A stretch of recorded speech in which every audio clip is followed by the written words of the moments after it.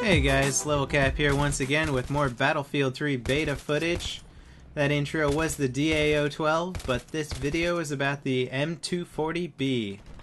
Now, I did briefly talk about the M240B in one of my previous videos, but that was before I unlocked the forward grip, and if you're watching the top of the screen back there, you will see that I just unlocked it in this video and proceed to equip it in the next game.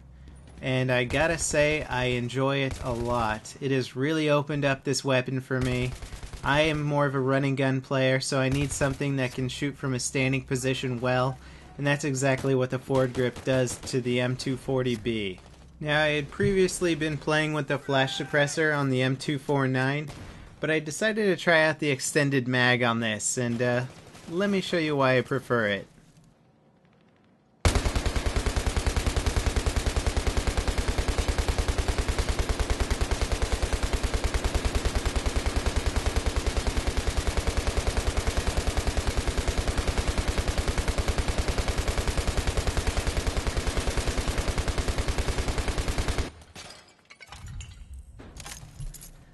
That was 200 rounds just going through the gun right there, without needing a reload. That's a lot of dead guys before needing to even think about reloading. And that's quite a nice little comfort to have. I mean, I don't get killed a lot while reloading, but it does slow down my forward progression sometimes. Like if I know there's 4 guys in a room, I take out 2, gotta go back, reload. If I'm not feeling comfortable with the pistol, you know, and this just lets me keep going. I can just keep moving forward as long as I am killing guys, and it's quite a lot of fun, and it's nice to not have to think about reloading. I mean, give your index finger a rest, you know? Don't even touch that R button. Now, you do have to play a little differently with this weapon than, say, your average SMG, or I guess PDW as they're calling them in this game. And in that, I mean, it takes longer to bring the targeter up to your face, and unless you're very close, you really don't want to shoot from the hip with this weapon. It's very inaccurate, so only shoot from the hip if the guy's like 15 feet away or closer. So as far as running gun playstyle with this weapon, you have to be a little bit more cautious and be a little bit more anticipatory, like bringing your sights up as you go around corners. Otherwise, that delay when bringing the sight up, as opposed to somebody who can shoot you from the hip, is going to get you killed a lot of the time. So you have to be a little more cautious. You can't quite jump around quite as much, but it's still a lot of fun, and the power of this weapon is something that you just do not want to mess with. The rate of fire is significantly slower than the M249, however the power behind each shot is more, and I would say the gun is actually more accurate while using in prone position and in burst fire than the M249. So the slower rate of fire, the higher damage per round, and the increased accuracy makes you feel a little bit more like a marksman, especially in prone position when compared to the M249. Now let me talk about the differences specifically between the M249 and the M240B.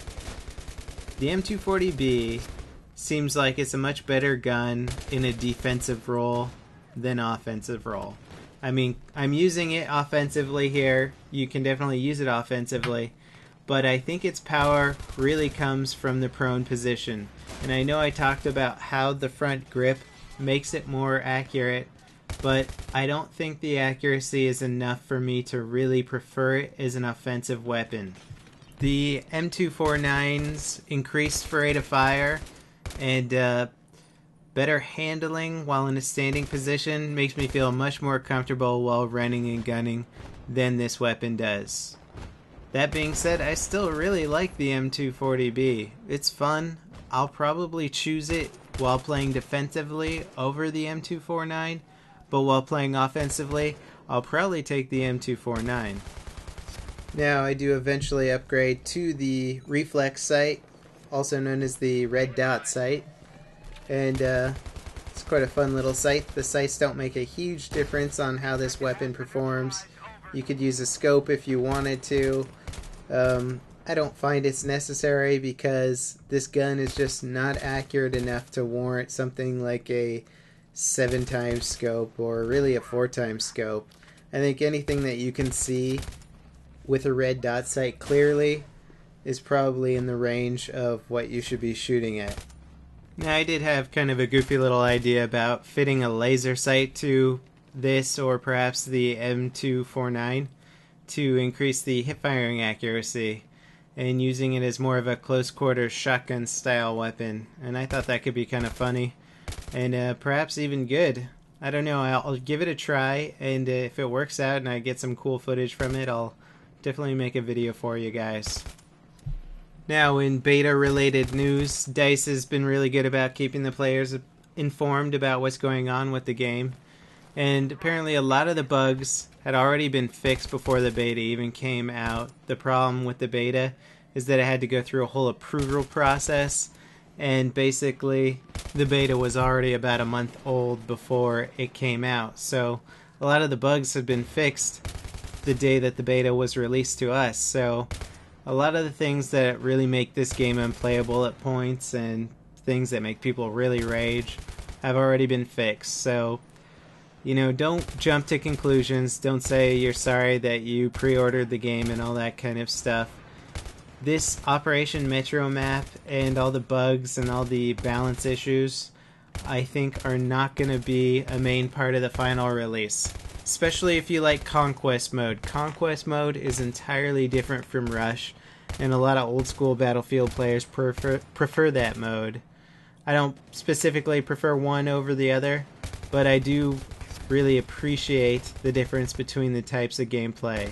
And Rush is often a far more balanced style of gameplay, and you don't feel helpless in some of those situations where your team's really bad so you can't do anything. In Conquest, you have a lot more options as to how you want to play, and if the enemy team is defending a certain objective really well, then you can always just go for a different objective. So it kind of turns into a bit more of a rock, paper, scissors type gameplay, where if they've got a really good defense here, you attack their not so good defense over there.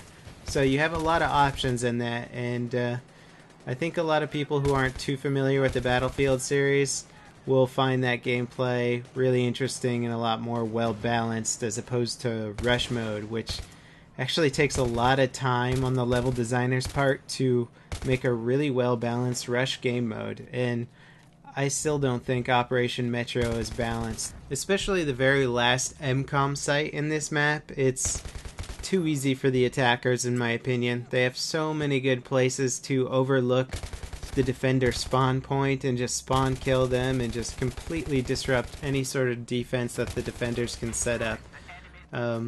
Generally in a rush map, the last MCOM site should be the hardest for the attackers, and in this I think it's the exact opposite. So hopefully DICE will learn a little bit from Operation Metro, and perhaps they can update some of their other rush maps before the game comes out, or take some lessons from it. And also I assume that map designers, it's not just one map designer for all the maps, there's probably going to be a lot of different ones.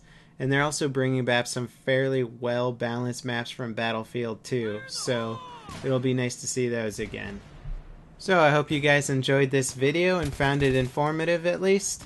And if you like my videos, please subscribe to my channel. I'll have many more in the future, especially after the final comes out. We'll really get into taking apart some of the weapons and looking at the recoil very specifically.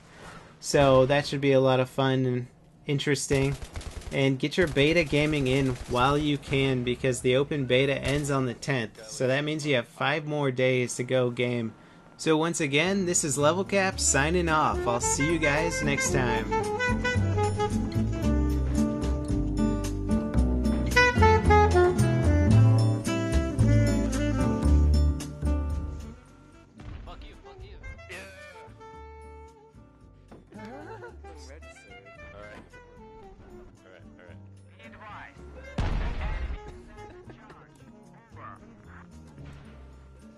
This game is so stupid.